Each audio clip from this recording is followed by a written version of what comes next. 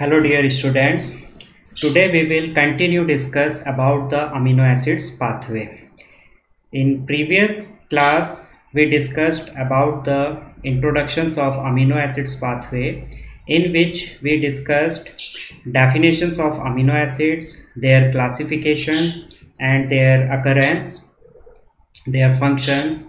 Then we also discussed about the various type like acidic amino acids, basic amino acids and neutral amino acid. Then we classified them as per the based on their nutritional value, like essential amino acids, non-essential amino acids and semi-essential amino acids. Then we also discussed about the origin of these amino acids pathway, in which we told that amino acids pathway can be originate from the intermediate products of the glycolysis and Krebs cycle. So in last class we discussed about the glycolysis and various amino acids which formed by the process of the glycolysis, or we can say by the intermediates which form during the process of glycolysis, like histidines, these amino acid with the help of pentose phosphate pathway. Then phenylalanine, tryptophan, tyrosines with the help of cyclic acids pathway, in which erythroid 4-phosphate and phosphoenol pyruvates participates to form these amino acids. And this phosphoenol pyruvate is the intermediate products of glycolysis, whereas erythroid 4-phosphate is obtained from this pentose phosphate pathway, which is the intermediate product of this pathway.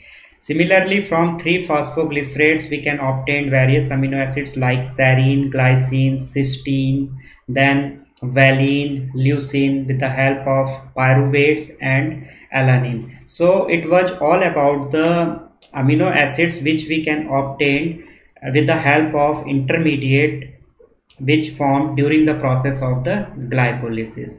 Now the end product of glycolysis is known as the pyruvate, or we can say pyruvic acids, and from this pyruvic acid we can obtain the acetyl coenzymes, and this acetyl coenzymes participates in the Krebs cycle. So today class we will discuss about this Krebs cycle and role of various intermediate for the formations of various amino acids. So now commonly Krebs cycle is also known as the TCA cycle, or we can say citric acid cycle, and it is the cyclic process, and commonly it is known as the amphibolic in nature. So what is the meaning of amphibolic? Amphibolic means when the catabolism and anabolism reactions take place in the cycle, it is known as the amphibolic. Catabolism means release of energy, whereas anabolism is when the energy used by the intermediate product to form the various compounds. So process is known as the anabolism. So in TCA cycle, catabolism is take place when acetyl coenzymes entered into the TCA cycle, and it is the compounds which contain the 2 number of carbon atoms. So it will oxidize and it will release the carbon dioxides and water. After that it will react with the oxaloacetate. So in this process,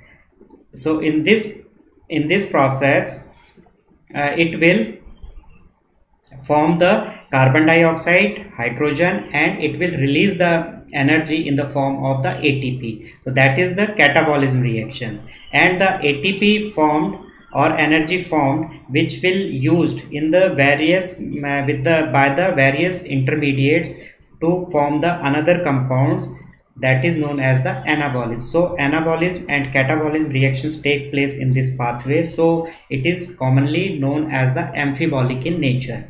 And this pathway involve a sequence of the compounds which are interrelated by the oxidations and reductions. So we can say that redox reactions will take place in this pathway, and other reactions which finally produce the carbon dioxides and the water. So some intermediate of this Krebs cycles play important role in the synthesis of heme, and some non-essential amino acids in the fatty acid synthesis and in the synthesis of steroidal compounds like cholesterols. So these intermediates from the Krebs cycles can be useful for the biosynthesis of the various secondary metabolites.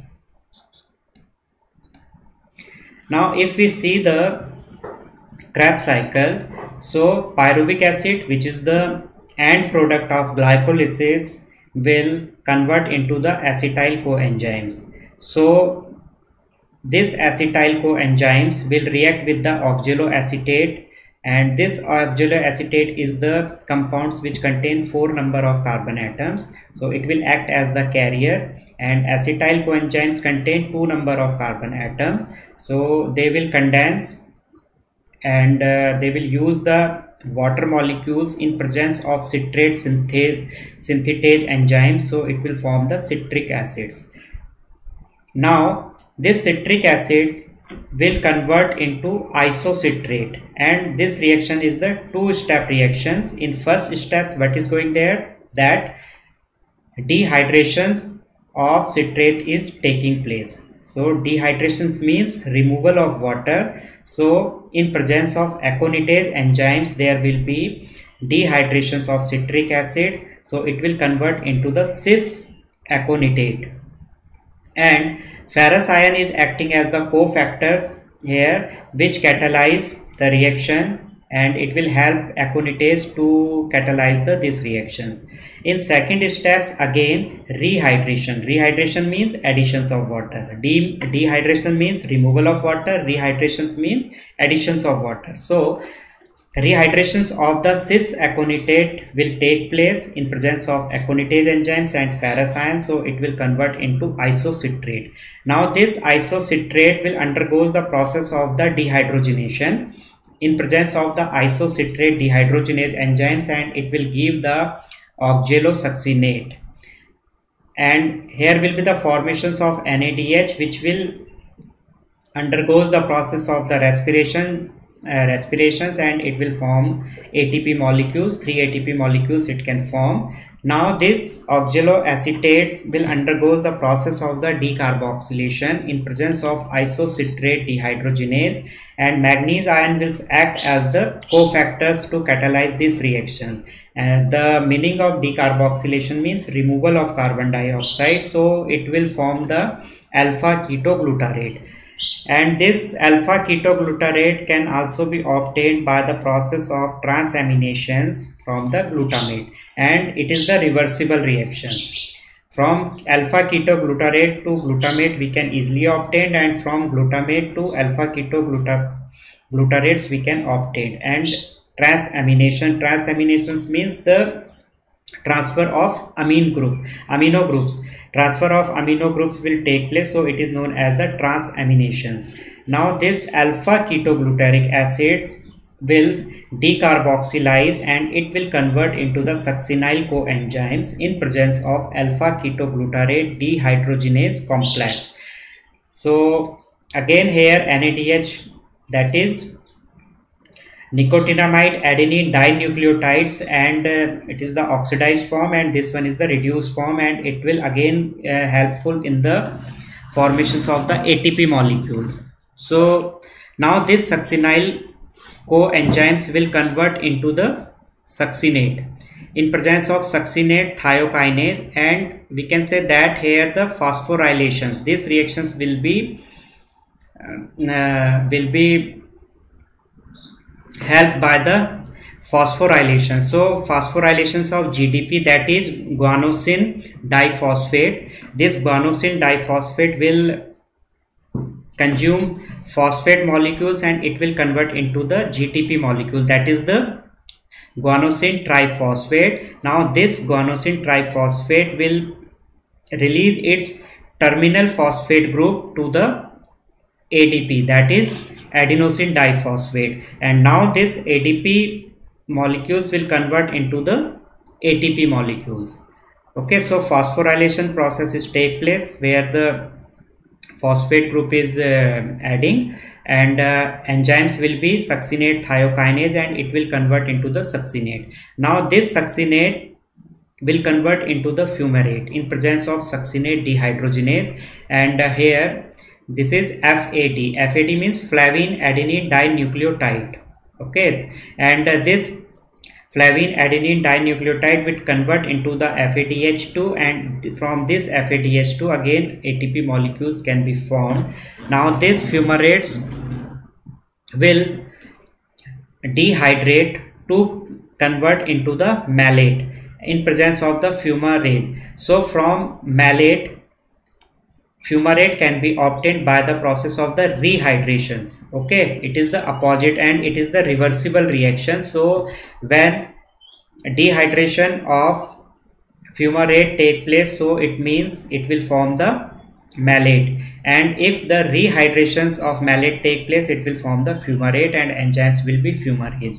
Now the malate, with the help of malate dehydrogenase enzymes, will convert into the oxaloacetate, and this is the redox reactions, and NADH will form here, and which will be in the process of respirations will form the ATP molecules. So क्या हो रहा है इस pathway में कि आपका जो acetyl co enzymes है सबसे पहले ऑक्जेलो एसिटेट के साथ कंबाइंड होता है, किसके, सिट्रेट सिंथेटेज एंजाइम्स की हेल्प से इनका कंडेंसेशंस होता है और ये सिट्रिक एसिड का फॉर्मेशन करेंगे।